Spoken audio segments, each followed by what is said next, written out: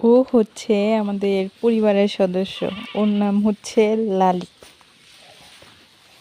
আর ওকে আমরা অনেক আদর দিয়ে বড় করেছি।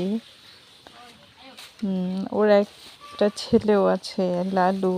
ও অন্যদিকে আর কি ঘাস খাচ্ছে।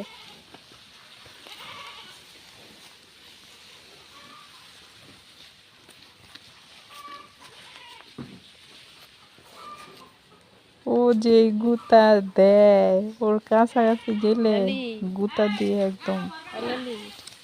এই যে শিং দিয়ে কি করতেছে দেখলে, রাগই অনেক।